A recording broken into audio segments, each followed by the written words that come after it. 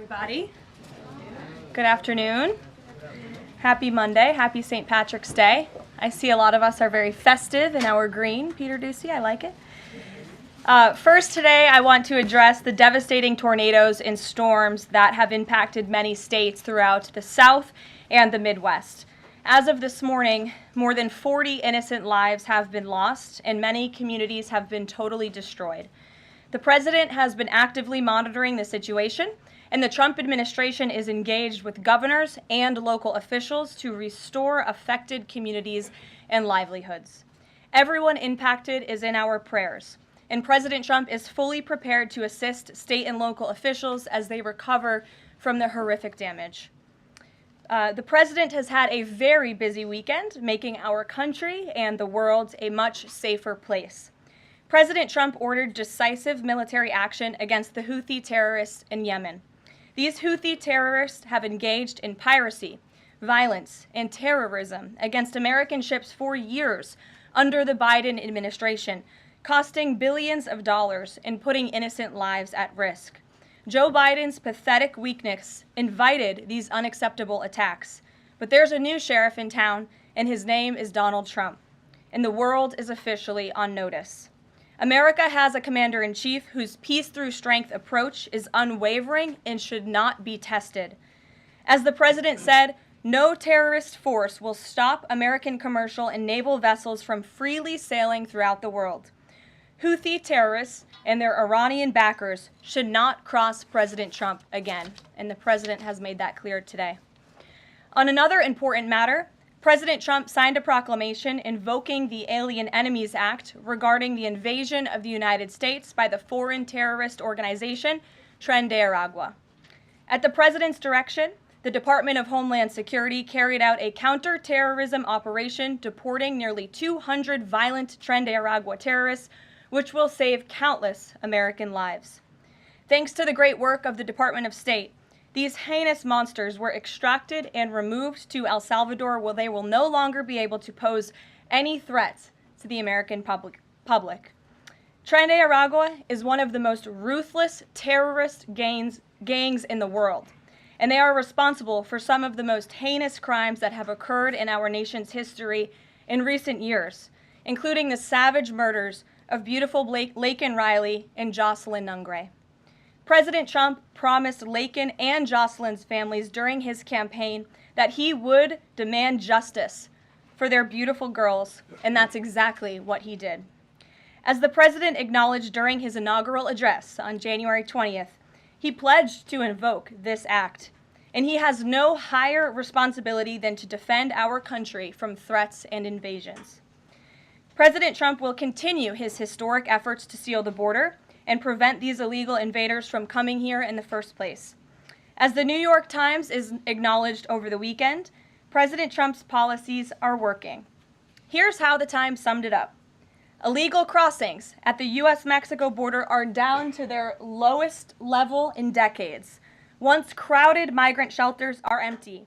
Instead of heading north, people stranded in Mexico are starting to return home in bigger numbers. The border is almost unrecognizable from just a couple of years ago, when hundreds of thousands of people from around the world were crossing into the United States every month in scenes of chaos and upheaval. This is the Trump effect in action. And again, those are the words from the New York Times. We didn't need a border security bill. We just needed President Trump. All of these actions taken together are contributing to a wave of optimism about the direction of our great country.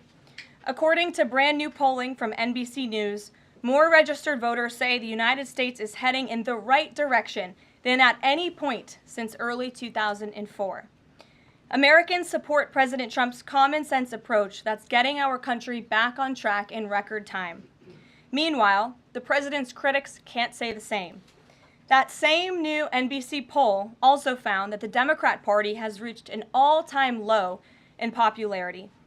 It turns out when you let your hatred of President Trump get in the way of doing what is best for America, the people reject you. Who would have thought? Joining us today in our new media seat is Kelly Meyer. She is a White House correspondent with News Nation. News Nation started in 2021 and is one of America's fastest growing cable news networks with a focus on news for all of America. It's part of a larger ecosystem. Nexstar, which is home to News Nation, the political website The Hill, the broadcast network The CW, and local Nexstar stations. With that, kick us off, please, Kelly. Thank you, Karoline. What do you say to Americans who want safe streets but are concerned due process is being violated? The president is using every lever of his executive authority and his constitutional authority within the bounds of the immigration laws of our country to ensure that our streets are safer for law-abiding American citizens. And this administration is focused on detaining, arresting, and deporting illegal criminal aliens. And as you saw this past weekend, the president used his authority under the Alien Enemies Act to deport foreign terrorists. Tren de Aragua is now a designated foreign terrorist organization. And as I said, there were nearly 200 Tren de Aragua members who were sent to El Salvador this weekend. Countless lives will be saved because of this action. And if you talk to the families, the Angel families, as I mentioned, Blake and Riley and Jocelyn Nungray, they understand the grave cost of life at the hands of these illegal terrorists. And the president is proud to deliver on that promise for them. And just to follow up on that, this will be challenged later today in the courts. Does the president, does this allow him to defy the court order without having this the checks and balances and the separation of power?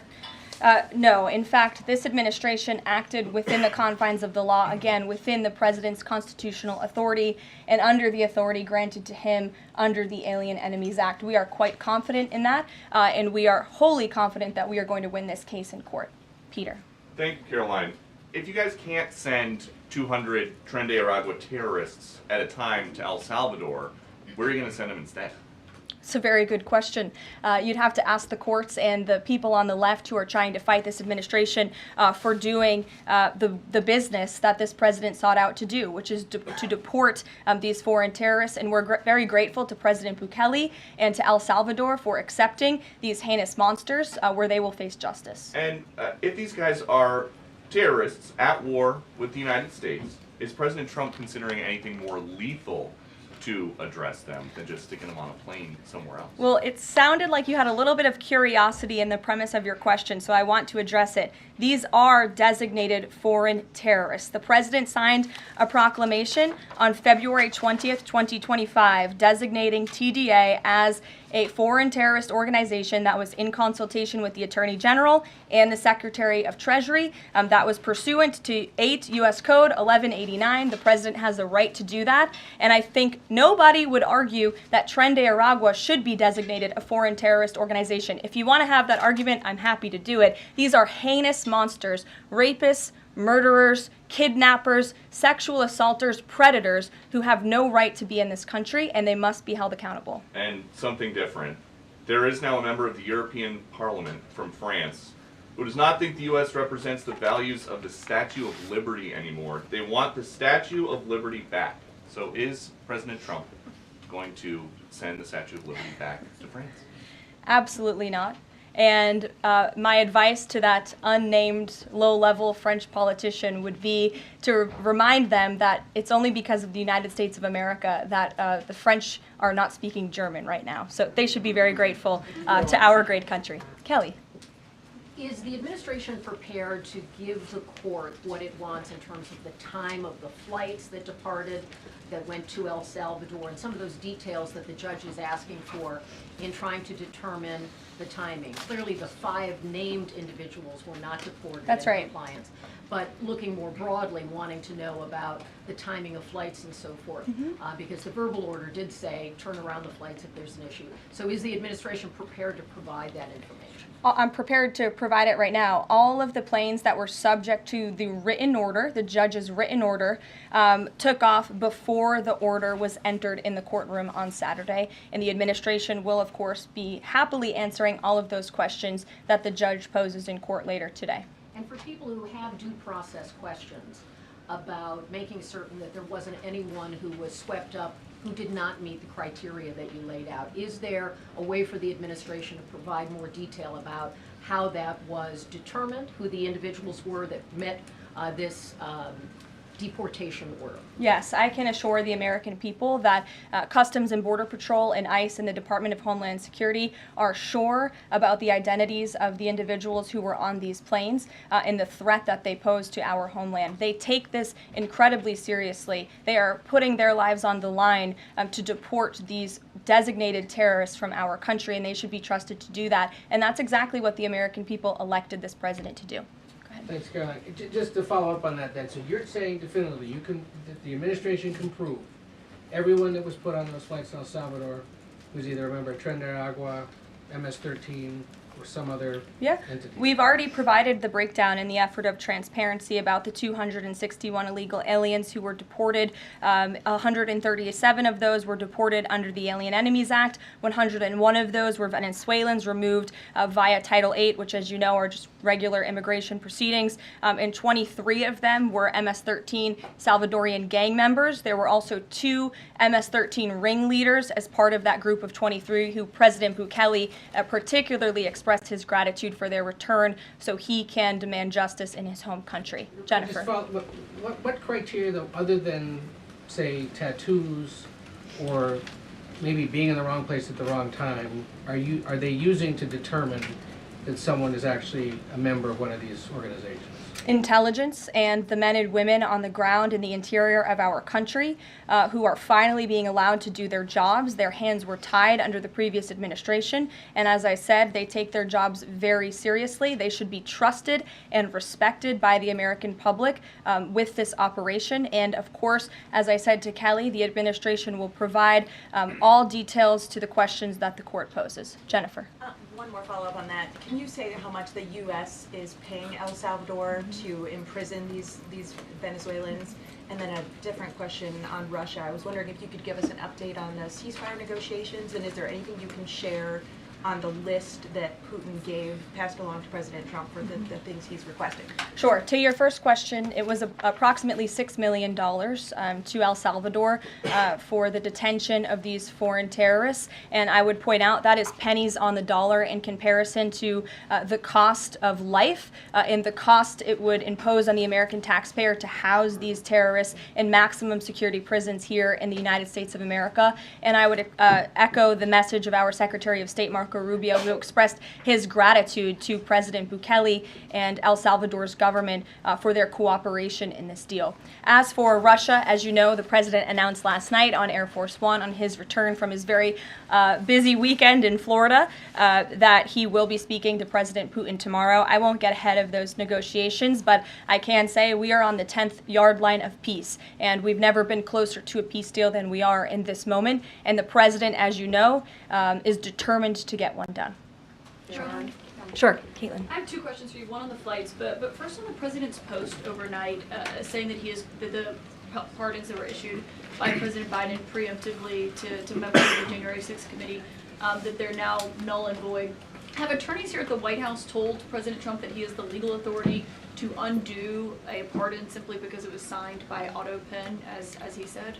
The president was begging the question that I think a lot of journalists in this room should be asking about whether or not the former president of the United States, who I think we can all finally agree was cognitively impaired. I know it took people some time to finally admit that, but we all know that to be true, as evidenced by his disastrous debate performance against President Trump during the campaign. I digress on that. But the president was raising the point that did the president even know about these pardons? Was his legal signature used without his consent or knowledge? And that's not just the president or me raising those questions, Caitlin. According to the New York Post, there are Biden officials from the previous White House who raised those questions and wondered if the president was even consulted about his legally binding signature being signed onto documents. And so I think it's a question that everybody in this room should be looking into, because certainly that would propose perhaps criminal or illegal behavior if staff members were signing the President of the United States autograph without his consent. Biden is on the record talking about issuing preemptive pardons to these people. But was he aware of his signature being used on every single pardon? That's a question you should ask the Biden White House. Is there any evidence on that he wasn't aware of it? You're a reporter. You should find out. Okay, Sean. on the flights, so I have a question on the timeline of the flights. You keep talking about the judge's written order, which hit the docket Saturday night at about 7:26 p.m., but he issued a verbal order before that at about 6:45 and 6:48 p.m. based on the court hearing. A verbal order from the bench. Does the White House feel the need to comply with a verbal order from this judge? Again, as I said, all of the planes subject to the written order of this judge departed U.S. soil, U.S. territory before the judge's written order. But what about the verbal order, which of course carries the same legal weight as a written order, and said for the planes to turn around if they were Well, in the air? there's actually questions about whether a verbal order carries the same weight as a legal order, as a written order, and our lawyers are determined to ask and answer those questions in court. Sean. Hey, so on Friday, the president suggested at length that it should be illegal to criticize judges, but he has repeatedly criticized judges who rule against him, and Elon Musk is calling for impeachment of judges who have opposed the administration. So how are those two things not in conflict? I have not heard the president talk about impeaching judges. I know you mentioned Mr. Musk's tweet, but I have not heard the president of the United States ask that. Mary. Hey, thanks, Caroline. I wanted to ask about this video I saw this morning set to the tune of, I believe, Closing Time, about deportations of illegal migrants. What's the strategy behind the White House's videos they've been putting out on this, and can you kind of talk us through the thinking on these videos? Sure. I think the White House and our entire government clearly is leaning into the message of this president. And we are unafraid to double down and to take responsibility and ownership of the serious decisions that are being made. The president was elected with an overwhelming mandate to launch the largest mass deportation campaign in American history, and that's exactly what he is doing. And to this very day, we are now, I think, 56 or 7 days into the administration by my count. The president still receives an overwhelming public support for the policies that he is enacting. So we are unafraid to message effectively what the president is doing on a daily basis to make our community safer. And the specific video you referenced, I think it sums up our immigration policy pretty well. You don't have to go home, but you can't stay here. Go ahead. Thanks, Caroline. I have two questions. First, will President Trump put sanctions on Russia if the talks on Tuesday don't go as hoped? And secondly, have any illegal immigrants self-deported through CBP home yet? To your first question, it's something the president has floated, and certainly he's willing to do if necessary. I don't have anything to read out, and I would never get ahead of the president on such a serious decision. To your second question about the CBP Home app, I would have to check in with the Department of Homeland Security, but it's a great question, and we're very proud to repurpose this app, which the Biden administration abused to facilitate the mass illegal entry of illegal immigrants into our country. It was like a fast pass at Disneyland. That's not happening under this administration. We are encouraging illegal immigrants to actively self-deport to maybe save themselves from being in one of these fun videos. Caroline. Sure. John, good to see you. After President Trump strafe-bombed the Houthis yesterday, he said that if they retaliate, he was going to personally hold Iran accountable for that. Holding them accountable, what would that look like? Well, I would defer you to what the president put out this morning, John, where he said very clearly, I will read it, "Let nobody be fooled. The hundreds of attacks being made by Houthi, the sinister mobsters and thugs based in Yemen, who are hated by the Yemeni people, are all created by Iran. Any further attack or retaliation by the Houthis will be met with great force, and there is no guarantee that the force will stop there. Iran has played the innocent victim of rogue terrorists from which they've lost control, but they haven't lost control. They are dictating every move, giving them the weapons, supplying them with money and highly sophisticated military equipment, and even so-called intelligence.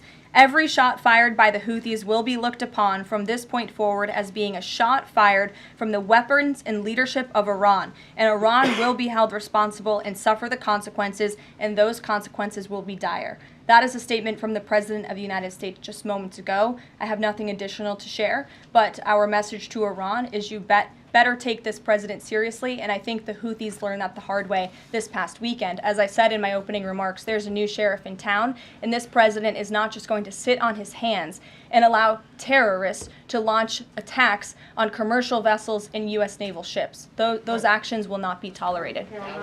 Sure, Edward. Yeah, thanks. Caroline, on the economy. So after mostly a down week last week in the economy, you've been very vocal as well as other cabinet members about how we're in a transition and about how this economic transition, and there's a plan, a long-term plan for tariffs on this. How concerned is the president that the markets and Americans, for lack of a better term, will freak out over these tariffs and be concerned about a long-term plan? Sure. I think I've been asked this question and answered this question respectfully, Edward.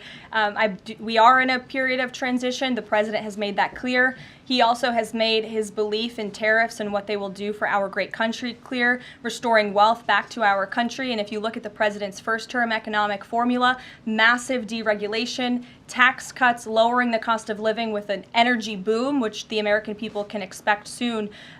Wall Street and Main Street should both be assured by what President Trump did in his first term. It's the exact same formula. In fact, I would argue it's even better this time around. And if you look at some of the economic indicators in the last week, the latest CPI report last week beat expectations. Inflation is cooling. Core inflation dropped for the first time in 4 months. The national average of the price of gas is down 42 cents from 1 year ago. And there was also a new report out this morning about wholesale egg prices. They continue to fall. A dozen eggs are now $3.10 cheaper since January 24th. First, that's a 47% decrease overall. So I think the American people do have great reason to be optimistic about this economy. And as I've said repeatedly, it continues to be true. The administration has a whole of government effort to fix the economic mess created by Biden. So the president's pointed to that April 2nd tariff deadline, so to speak. Is the tariff back and forth sort of done now? We're just all looking towards April 2nd? Well, I think the president would tell you that all options are always on the table, and he's always ready to respond if he feels the United States is being unfairly treated by our allies and also our competitors around the world. But yes, the April 2nd day is a big day for the country, as the president has said. Reciprocal tariffs will go into effect. We'll have more details on that as the date nears, but our entire trade team, Secretary Lutnick, Secretary Bessent, the vice president has been quite involved in these talks and discussions as well about what that will look like. And the president, as you always do, you will hear from him directly on it. Deborah Saunders, how are you? Fine. How are you doing? Good, thanks. Former pardon attorney Elizabeth Boyer believes she was fired for refusing to sign off on a move to restore gun rights to actor Mel Gibson. DOJ's Todd Blanche says no. But I want to know, is the administration dedicated to restoring gun rights to felons who served their times? I ask this because I've talked to people who were pardoned. They felt that was important. Of course, this isn't necessarily for a pardon. What is the president's thinking on this issue? Sure. After you've served your sentence, should you have gun rights? It's an important question. It is one I have not spoken to the president about on his views, but I will take it to him this afternoon. I will tell him you asked, and we will get you an answer. You're welcome. Jonathan. Thanks a lot, Caroline. A question for you regarding the administration complying with judges' orders. I want to ask about an administration spokesperson who's the border czar, Tom Homan. He was on Fox News. We love Tom Homan. And he was talking about the deportations, and he said the following. He said, "We're not stopping.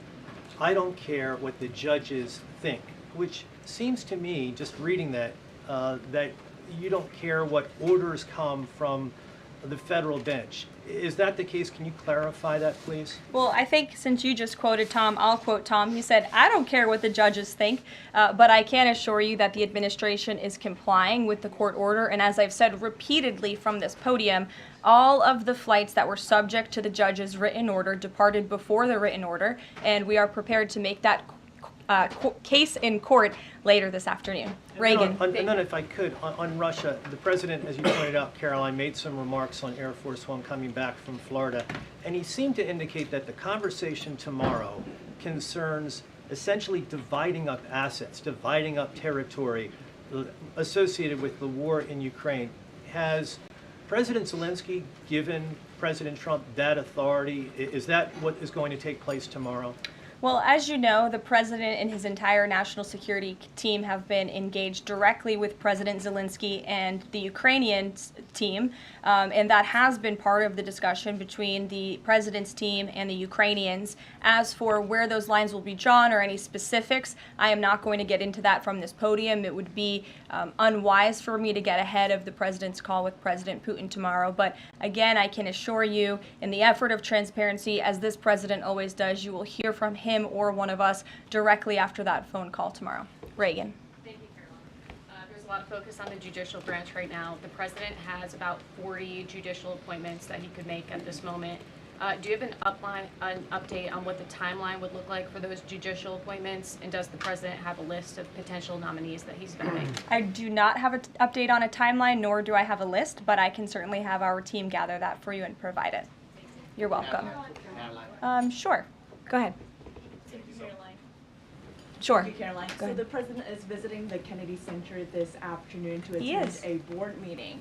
A question about what happened a few weeks ago. The Kennedy Center got bomb threats targeting a performance by Shingyun Performing Arts, which is an American company showcasing China before communism. This company has been targeted, unfortunately, by the CCP for years. I'm wondering if this administration has a response to this, and also as the president is putting an emphasis on arts and culture, what's the administration's message to potentially foreign state actors who are trying to disrupt that in the U.S.? Don't disrupt it. This administration will take that very seriously and hold you accountable. We obviously condemn any violence or threats of violence against American institutions. And the president will be traveling to the Kennedy Center later this afternoon. I look forward to going with him. As you know, he is now the chairman of the board of the Kennedy Center, where he hopes to restore arts and culture that embrace American tradition, don't disparage it, as we have unfortunately seen over the past several years. The president will be doing a tour of the center.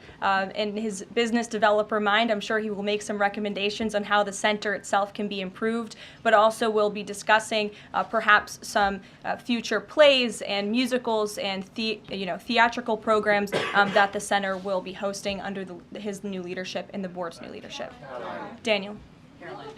Will the president be discussing with Putin tomorrow the future of Volodymyr Zelensky? Sort of a follow-up to John's question. Again, I've been asked and answered this question now. I'm not going to get ahead of the president's discussion tomorrow, but after the phone call takes place, I can certainly provide a readout. Daniel. Caroline, thank you so much. You mentioned earlier in the briefing that you guys are at the 10-yard line of peace. Given the amount of progress that you've made in such a short amount of time, is that an indictment of the previous administration's foreign policy stance, and is it just more proof that you need to talk to people to sort of get things done? I think so. I think the previous administration is the reason this war began. As President Trump often says, this war would have never started if he were still in office. It only started because of the incompetence and the weakness of the previous administration, and President Trump is very proud of the progress that he and his team have made in such a short amount of time, and hopefully tomorrow that progress will move forward. Sure. Thanks. There have been some media reports just in the last few hours that the administration has decided to withdraw from the International Center for the Prosecution of the Crime of Aggression against Ukraine, which is designed to hold Putin accountable for war crimes. Are you able to confirm that? And if that has occurred, why has that occurred? I'm not able to confirm it because I have not heard that. I will caution, I know there have been many inaccurate and misleading reports from Reuters lately, so I would caution anybody taking that seriously, but I can check in and get back to you. Rachel. Thanks, Caroline. Is it the president's belief that the Justice Department should be investigating members of the January 6th Select Committee? Is he directing the DOJ to do that? As the president made it very clear in his address on Friday, I believe some of you were there, I was there, he made his vision for what he would like to see of the Department of Justice very clear, but he said that he has appointed great people in Attorney General Pam Bondi and also in our FBI Director Kash Patel to do what they think is best for our justice system and to stop the weaponization of justice that we saw under the previous administration against not just President Trump but his supporters as well. We want to restore the Department of Justice to an institution that focuses on fighting law and order and crime and putting real criminals behind bars, not targeting Americans because of their religion or their political speech. We saw that under the previous administration, and it's unacceptable to this president. And just to follow up really quickly on just Homan's comments from earlier, a few weeks ago in the Oval Office, the president said he will always abide by the courts. We heard what Tom Homan said earlier today. So I'm only asking just to be clear for the American people. It is the administration's belief that that you feel like you were bound to comply by the judge's orders? We are complying with the judge's orders. Question on the storm. Sure. What role does the president see for FEMA with these storms? He's talking about getting rid of FEMA, states handling their own disasters. Does he plan to change how the federal government responds to these storms? There hasn't been a change yet. That doesn't mean there couldn't be in the future. But as of right now, the president, the entire administration are actively monitoring the storms, as I said. In fact, before I came down here, there was an email note in my inbox from the Department of Homeland Security on what they are actually doing state by state across the board. So rest assured, Secretary Noem and her team is on it, and I would defer you to the Department of Homeland Security for any further details. One more question. The president referenced power plants with a conversation with Vladimir Putin. What is he referring to with power plants? What is that? There's a power plant that is on the border of Russia and Ukraine that was up for discussion with the Ukrainians, and he will address it in his call with Putin tomorrow. The nuclear plant. Correct. Okay. Yes. Caroline? Do you have a question? Yes. Okay. I wanted to ask you if you would be releasing more granular data about the people who were sent to El Salvador this week. Particularly, will you be releasing their names? I don't believe so because of the privacy concerns at this point in time. That doesn't mean we won't eventually. I would defer you to the Department of Homeland Security for more details on the individuals on the flights, but we have been incredibly transparent in giving you the breakdown of the numbers and also some of the crimes committed by these heinous criminals and individuals: kidnapping, sexual abuse of a child, robbery, aggravated assault on a police officer. I would remind everybody in this room that Tren de Aragua is a foreign terrorist organization operating within the United States of America because the previous administration allowed them to invade our country. These are monsters who tortured, raped, and murdered a 12-year-old Jocelyn Nungre. They murdered 22-year-old nursing student Laken Riley. They led a multi-state sex trafficking operation involving smuggling women into the United States, holding them in stash houses in Louisiana, Florida, New Jersey, Texas, and Virginia, and forcing them into prostitution. They kidnapped and murdered a 33-year-old woman in Texas. They sexually and physically assaulted a woman and her daughter in Wisconsin. They conducted a mass shooting in Illinois. They peddled untraceable ghost guns across New York City, took over an Aurora, Colorado apartment complex where they kidnapped and tortured victims. And by the way, many of you in the mainstream media said that didn't happen. It turned out that it did. And because of the effective immigration policies of this administration, those foreign terrorists were detained and they are no longer operating on American soil, and we have President Trump to thank for that. We'll see you guys later at the Kennedy Center. Thanks so much. Thanks, Caroline.